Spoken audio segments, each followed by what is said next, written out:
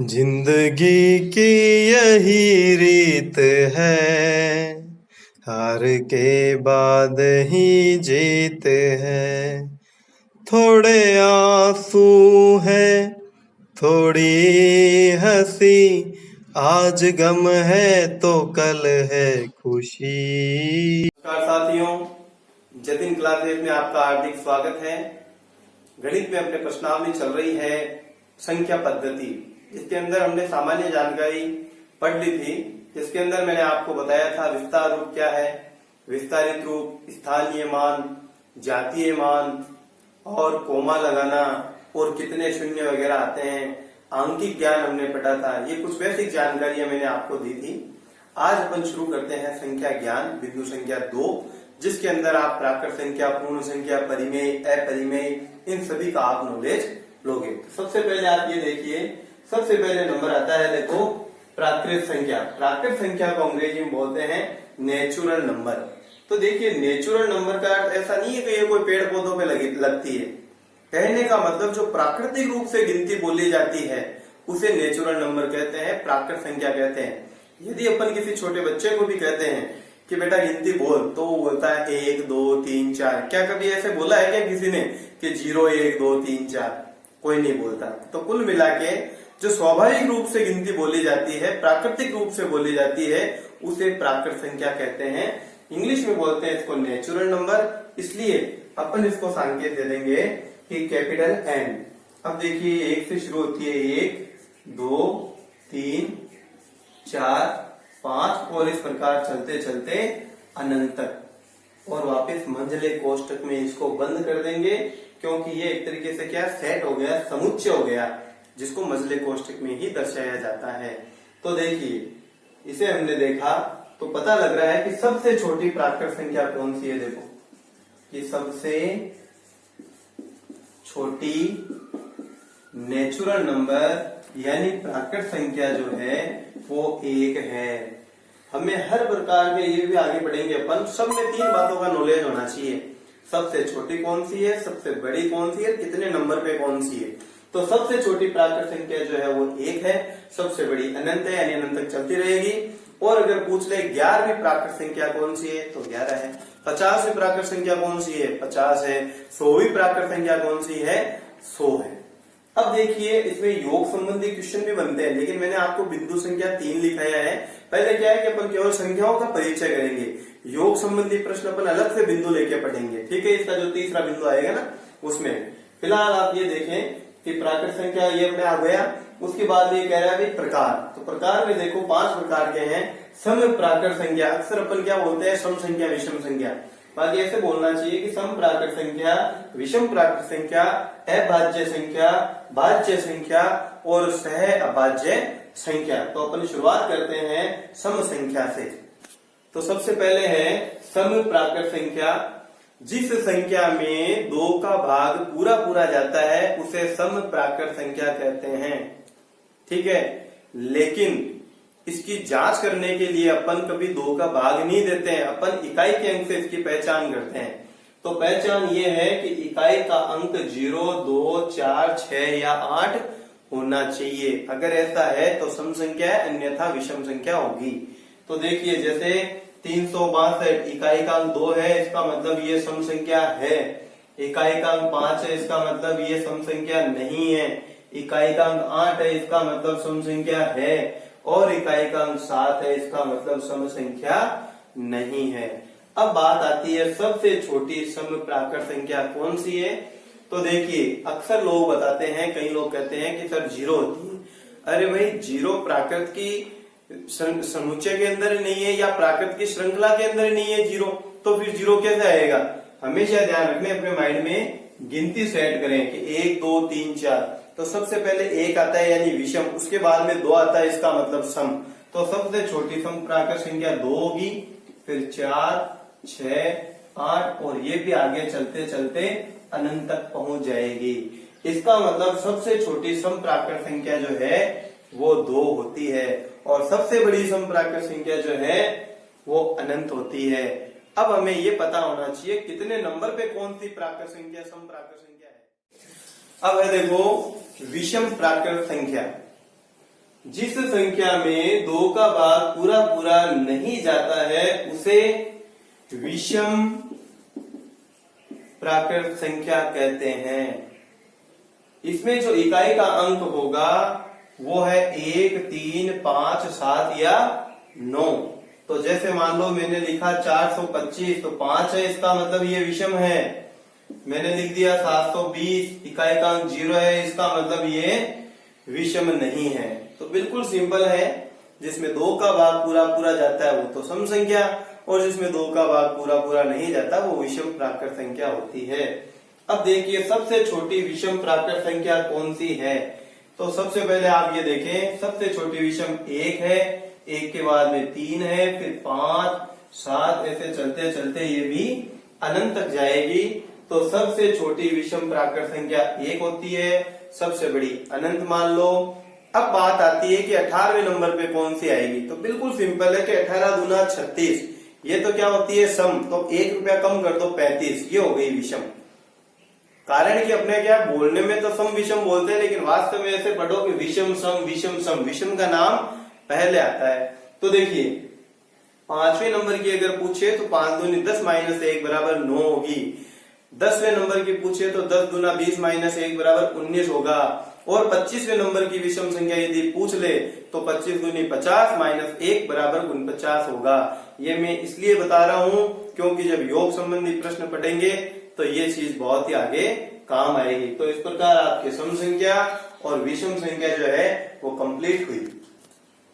तो देखिए अभाज्य संख्या या रूट संख्या, प्राइम नंबर भी बोलते हैं, कि जिस संख्या में एक और स्वयं का ही भाग जाता हो, अन्य किसी संख्या का भाग नहीं जाता है, उसे अभाज्य संख्या कहते हैं।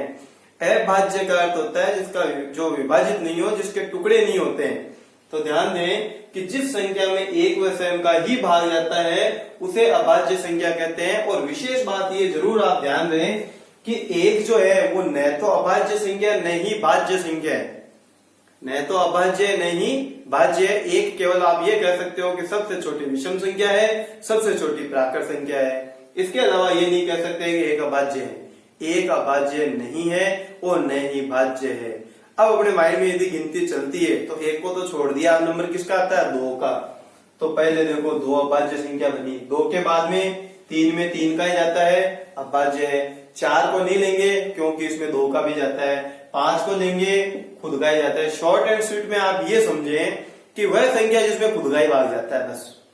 ये तो क्या है, एक सटीक परिभाषा लिखी है मैंने, बाकी माइंड में यही सोचे कि वह संख्या जिसमें खुद का ही भाग जाता है उसे अभाज्य संख्या कहते हैं। तो 5 के बाद में 7, 8 को नहीं लेंगे, 9 को नहीं लेंगे, 10 को भी नहीं लेंगे, सीधा आएगा 11, और इस प्रकार ये चलता रहेगा। तो प्रश्न बना सबसे छोटी अभाज्य संख्या, सबसे छोटी अभाज्य संख्या, या ऐसे कहते हैं, कह सकते हैं कि एकमात्र सम अभाज्य संख्या, एकमात्र सम अभाज्य संख्या यदि कोई है तो वो है भाई 2। देखिए सबसे छोटी अभाज्य संख्या 2 हो गई, और ये जितनी भी अभाज्य संख्याएं आएगी वो सारी की सारी विषम ही रहेगी इस 2 को छोड़ के। कारण कि अगर इनमें से कोई सम होता है तो उसमें तो फिर 2 का भाग चला जाएगा, फिर वो अभाज्य कहां से रही। तो सबसे छोटी और एकमात्र सम अभाज्य संख्या बराबर 2 होती है। सबसे बड़ी का वही बात है, पता नहीं है, अनंत है। और कितने नंबर पे कौन सी आती है ये अपन ज्ञात नहीं कर सकते, कारण कि अभाज्य संख्याओं का कोई सीक्वेंस नहीं है। देखो पहले 1 बटा 2 बटा 2 बटा अचानक 4 बढ़ गए, इस प्रकार चलेगा। तो अपन डायरेक्ट नहीं बता सकते भाई 50 नंबर पे ये अभाज्य संख्या है या 18वें पे कौन सी है। क्लियर है? तो ये अभाज्य संख्या के बारे में हमने जानकारी ली। अब ऊपर इसी में पढ़ते हैं भाज्य संख्या। अगला है भाज्य संख्या या संयुक्त संख्या या कंपोजिट नंबर। तो देखिए कि जिस संख्या में एक व स्वयं के अलावा अन्य किसी संख्या का भाग भी जाता हो उसे भाज्य संख्या कहते हैं। जैसे अपन उदाहरण ले लेते हैं 12। 12 में 1 का जाता है, ठीक है। 12 में 12 का भी जाता है, ठीक है। लेकिन 12 में आपने देखा 2 का, 3 का, 4 का, 6 का भी भाग जाता है, इसलिए इसे अभाज्य नहीं कह सकते क्योंकि इसके टुकड़े हो गए। तो इसका नाम हो गया भाज्य संख्या या संयुक्त संख्या। तो विशेष बात ये अपने को माइंड में रखना है भाई, एक न तो अभाज्य संख्या नहीं भाज्य संख्या है। तो देखो एक न तो अभाज्य न भाज्य, दो अभाज्य में चला गया था, तीन अभाज्य में चला था, तो सबसे पहले आता है देखो चार भाज्य संख्या। चार जो है सबसे छोटी भाज्य संख्या बन गई। फिर 5 नहीं आएगा, 6 आएगा, 7 नहीं आएगा, 8 आएगा, 9 आएगा कारण कि 3 का भाग जाता है, 10 आएगा क्योंकि 2 और 5 का जाता है। इस प्रकार आगे चलते जाएंगे। तो सबसे छोटी भाज्य संख्या जो है या सबसे छोटी जो संयुक्त संख्या है वो 4 है। क्लियर है? तो ये अभाज्य और भाज्य की केवल पहचान हुई। अब एग्जाम में देखो कैसे क्वेश्चन आए हुए। एक बार फर्स्ट ग्रेड में एग्जाम में भी आया था कि 1 से 100 तक कितनी अभाज्य संख्या है। तो अब अपन सीखेंगे 1 से 100 तक का हिसाब प्लस अभाज्य और भाज्य संख्या की पहचान कैसे करें अगर संख्या थोड़ी सी बढ़ी आ जाए तो। अब हम पढ़ते हैं कि 1 से 100 तक कितनी अभाज्य संख्या होती है, कितनी भाज्य संख्या होती है। तो देखिए सर्वप्रथम अपन लिखेंगे 2 और 3। सबसे पहले जो अभाज्य संख्या है वो 2 और 3 ही तो है। फिर इनको गुणा कर लो, 3 दूना 6 और 6 का पहाड़ा या गुणज ऐसे लिख दो कि भाई 100 तक आ जाए, यानी 96 आ गए। और यदि 6 करते हैं तो 102 आ जाएंगे, वो तो ज्यादा हो जाएंगे। 100 से हमें 100 तक का हिसाब करना है। तो मैंने क्या किया कि 2 3 6 और 6 के ये गुणज लिख दिए 100 तक। अब क्या करना है, पूर्ववर्ती संख्या अनुवर्ती संख्या जो कि हमने पिछले पीरियड में पढ़ा था कि ठीक पहले वाली पूर्ववर्ती होती है, ठीक आगे वाली अनुवर्ती होती है। अब देखिए 12 के पहले 11, बाद में 13, फिर 17, ये 19, 24 के पहले 23, बाद में 25, इसके पहले 29, फिर 31, 36 के पहले 35, बाद में 37, 42 के पहले 41, बाद में हो गए 43, इसके पहले 47, फिर 49, यहाँ 53, यहाँ 55, यानी ठीक पहले वाली संख्या और ठीक बाद वाली संख्या ही हम लिख रहे हैं। फिर 71, ये 73, ये 77, 79, फिर 83, 85, फिर 89, 91, 95, 97।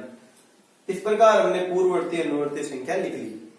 अब ध्यान ये देना है, ये तय है कि या तो किसी संख्या के दोनों ओर वाली संख्या दोनों अभाज्य होगी या दो में से कोई ना कोई एक संख्या तो अवश्य होगी, क्योंकि अभाज्य संख्या का एक विशेष नियम है कि अभाज्य संख्या जो है हमेशा 6 के गुणज के इर्द गिर्द होती है, यानी किसी ना किसी 6 के गुणज के या तो बाईं तरफ वाली संख्या रहेगी यानी पूर्ववर्ती या अनुवर्ती रहेगी, ये फिक्स है इसमें। अब आप देखिए सबसे पहले अभाज्य संख्या 2, फिर 3, फिर 5, फिर 7, ये 11, ये 13। अब इस 6 के पहाड़े से कोई मतलब नहीं है, इसको काट सकते हैं अपन, ठीक है। फिर देखो 17 अभाज्य, 19 अभाज्य, 23 अभाज्य और 25 अभाज्य नहीं है। मैंने कहा था ना, या तो दोनों मिलेगी या दोनों तरफ वाली में से कोई ना कोई एक मिलेगी। तो 25 नहीं है भाई, 29 अभाज्य है, 31 अभाज्य है, 35 नहीं है क्योंकि 5 का 7 का जा रहा है, 37 अभाज्य है, 41, 43 लेंगे, 47 लेंगे, 49 नहीं लेंगे क्योंकि 7 का भाग जाता है, 53 अभाज्य है, 55 नहीं लेंगे, 59 अभाज्य है, 61 अभाज्य है, 65 नहीं है, 67 है, 71 अभाज्य, 73 अभाज्य, 77 नहीं है क्योंकि 7 11 का जाता है, 79 अभाज्य है, 83 अभाज्य है, 85 नहीं है क्योंकि 5 का 17 का जा रहा है, 89 अभाज्य, 91 नहीं है क्योंकि 13 7 91, 13 और 7 का जा रहा है, 95 नहीं लेंगे, 97 अभाज्य है। तो कितना इजी हो गया 1 से 100 तक की संख्याओं का हिसाब करना। क्या है, 2 और 3 लिखो, 6 का पहाड़ा लिख दो, इधर उधर वाली संख्या लिख दो और फिर चेक कर लो भाई अभाज्य कौन कौन सी आ रही है। तो अब देखिए 1 से 100 तक कितनी अभाज्य संख्या है, तो इन गोलों को गिन लो 1 2 3 4 5 6 7 8 9 10 11 12 13 14 15 16 17 18 19 20 21 22 23 24 और 25। तो बिल्कुल सिंपल हो गया, 1 से 100 तक 25 अभाज्य संख्या है। देखिए ये हमें याद रखना है, ज्यादा सुविधाजनक रहेगा। ये प्रक्रिया करेंगे तो टाइम ज्यादा लगेगा एग्जाम में। यहाँ समझाने का उद्देश्य केवल यही, आपको ये पता चल जाना चाहिए कि भाई कैसे 25 आए हैं, बाकी आप याद रखोगे तो ज्यादा बेस्ट रहेगा। अब देखो 1 से 50 तक, 1 से 50 तक इसका मतलब यहाँ लाइन खींच दो, हमें इनसे मतलब नहीं है। तो 1 2 3 4 5 6 7 8 9 10 11 12 13 14 और 15 कुल मिला के जो अभाज्य संख्या ये 1 से 50 तक वो है 15। अब ये कह रहा है कि 51 से 100 तक, ये रहा 51 से 100 तक, और वैसे चाहो तो 25 में से 15 को घटा लो, 10 संख्याएं होगी भी। ये तो हो गया 1 से 100 तक अभाज्यों का हिसाब। अब है 1 से 100 तक भाज्य संख्या। तो देखिए जब 1 से 100 तक की गिनती लिखते हैं जिसमें से अभाज्य और भाज्य की दृष्टि से हमारे से यहाँ केवल 99 ही काम आती है, क्योंकि एक न भाज्य न भाज्य, यानी आप 99 संख्याओं का हिसाब कर रहे हो, जिसमें से 25 यदि भाज्य है तो 74 संख्याएं भाज्य होगी।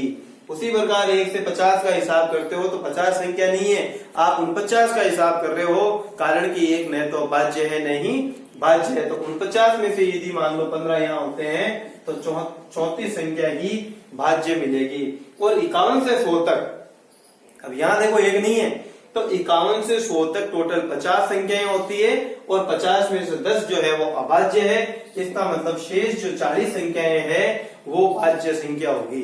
तो इस प्रकार हमने अभाज्य और भाज्य संख्या का हिसाब किया है 1 से 100 तक। अगला हम इसी में पढ़ते हैं कि अभाज्य संख्या व भाज्य संख्या की जांच कैसे करें। जैसे आपको संख्या दे दी हुई 79 अभाज्य है या भाज्य है, तो बिल्कुल इसी तरीका है, स्टेप बाय स्टेप समझें, और हो सके तो नोट भी करते रहना कि आपको क्या करना है कि 79 से ठीक बड़ी वर्ग संख्या लो। तो 79 से ठीक बड़ी वर्ग संख्या जो है वो 81 यानी 81 है। क्लियर है भाई यहाँ तक। अब आप इस संख्या का वर्गमूल लें, तो इस संख्या का वर्गमूल आता है 9। क्या किया, 2 स्टेप हो गए, ठीक बड़ी वर्ग संख्या ले ली, उसका वर्गमूल 9 ले लिया। अब आप ये देखो कि 9 तक कितनी अभाज्य संख्या है, तो 9 तक आपने देखा 2 3 5 और 7 अभाज्य संख्याएं आती है, क्योंकि 11 तो ज्यादा हो जाते हैं, 11 13 17 वगैरह, तो 2 3 5 और 7 है। अब क्या करना है, इन संख्याओं का भाग देना है इस 79 में। यदि भाग चला जाता है किसी ना किसी का तो वो हो जाती है भाज्य संख्या, और अगर इनमें से किसी का भाग नहीं जाता है तो ये वाली संख्या जो है वो अभाज्य कहलाएगी। अब यहाँ आते हैं भाज्यता के नियम काम में। पहली बार जब मैंने भाज्यता के नियम पढ़ाए थे तो एक बंधु का कमेंट आया था कि ये कौन से लेवल का है। देखिए लेवल, हर चीज में लेवल नहीं देखा जाता है, कुछ अपना बेसिक नॉलेज भी होता है, कोई ना कोई चीज आगे के लिए आपको सपोर्टिंग रहती है। तो देखिए क्या 2 का भाग 79 में जाता है? नहीं जाता है, क्योंकि इकाई का अंक 0 2 4 6 8 नहीं है, हटा दो। क्या 3 का भाग जाता है? भाज्यता का नियम लगाओ, 9 7 16 नहीं जाता है। क्या 5 का भाग 79 में जाता है? नहीं जाता है, क्योंकि इकाई का अंक 0 या 5 नहीं है। क्या 7 का भाग जाता है? नहीं जाता है, 11 7 77, ये 2 बच गए। इनमें से आपने देखा किसी भी संख्या का भाग 79 में नहीं जाता है, तो आप ये कह सकते हो कि 79 एक अभाज्य संख्या है।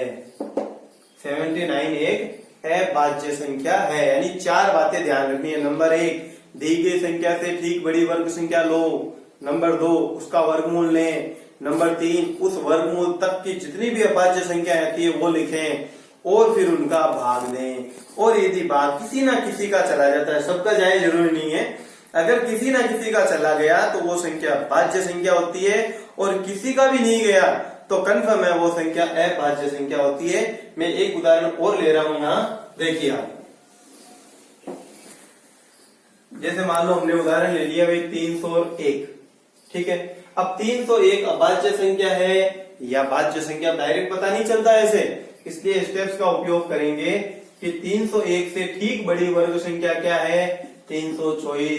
मैंने आपको पहली बार बताया था कि आपको वर्ग संख्या और घन संख्या अच्छी तरीके से याद होनी चाहिए, बहुत ही मजा आएगा कैलकुलेशन में। एक यदि इसका सोच के करें टाइम ज्यादा लगता है। तो 324 का वर्गमूल क्या हुआ भाई? 18 होता है। अब आप देखो 18 तक कितनी अभाज्य संख्या है? 2 3 5 7 11 13 और 17, ये अभाज्य संख्या है भाई। अब इनका भाग देते जाओ। क्या 2 का भाग जाता है? नहीं जाता है। क्या 3 का भाग जाता है? नहीं जाता है। 5 का भी नहीं जाता। 7 का देखिए, 7 चौक 28, बच गए 2, 7 के 21, यानी 7 का भाग जा रहा है। अब आगे चेक करने की आवश्यकता नहीं है। जब संख्या में एक और स्वयं के अलावा अन्य किसी संख्या का भाग यदि जा रहा है तो वो श्योर है भाज्य संख्या ही होगी। और अगर इनमें से किसी का भी नहीं जाता तो अपन जरूर इसे अभाज्य संख्या कह सकते थे। तो साथियों ऐसा है, इस संख्या ज्ञान के अंदर हमने प्राकृत संख्या पढ़ी, उसके बाद में सम प्राकृत, विषम प्राकृत, अभाज्य और भाज्य। नेक्स्ट इसका बिंदु जो है वो है सह अभाज्य संख्या, जो कि 5वां बिंदु है। सह अभाज्य संख्या को प्राइम नंबर भी कहते हैं कि ऐसी दो संख्याएं जिनका में से एक होता है उसे सह अभाज्य संख्या कहते हैं। या आपके लस में से के अंदर काम आएगा। मैं लस में से मैं आपको पूरा बताऊंगा कि कब कब में से एक आता है। फिलहाल मैं आपको सहभाज्य की दृष्टि से 4 बातें दिखा रहा हूं मुख्य रूप से, कि कभी भी दो क्रमागत संख्याएं या दो लगातार संख्याएं आती है तो समझ लेना कि उनका में से एक आएगा। जैसे मान लो 7, 8 है, या मान लो 15, 16 है, या 20, 21 है, इनका में से फिक्स एक आएगा। और जो में से एक आएगा इसका मतलब कंफर्म में सहभाज्य संख्या होगी। उसके बाद में आता है दो क्रमागत विषम संख्याएं, जैसे 11 और 13 क्रमागत विषम है, या 21 और 23 मान लो, या 101 और 103 मान लो, या 151 और 153 मान लो। इन्हें सहभाज्य संख्या कहेंगे क्योंकि इनका में से एक आएगा। उसके बाद में दो भाज्य संख्या, देखिए यहाँ क्रमागत शब्द का प्रयोग नहीं हुआ क्योंकि अभाज्य संख्याओं का विशेष कोई क्रम नहीं होता है। तो आप अपने मन से कोई सी भी दो भाज्य संख्या लिख सकते हो, जैसे 3 और 23, या किसी ने लिख दिया 11 और 17, तो उनका में से क्या आएगा? एक आएगा। और जिनका में से एक होता है वो सहभाज्य संख्या कहलाती है। फिर एक के साथ आप कोई सी भी संख्या रख दो, जैसे 1 और 50 सहभाज्य होगी, 1 और 100 सहभाज्य, 1 और 25 सहभाज्य संख्या होगी। तो ये 5वां बिंदु सहभाज्य संख्या भी अपने कंप्लीट हुआ। और इसी के साथ ये आज का कालांश पूरा होता है। जय हिंद, जय भारत।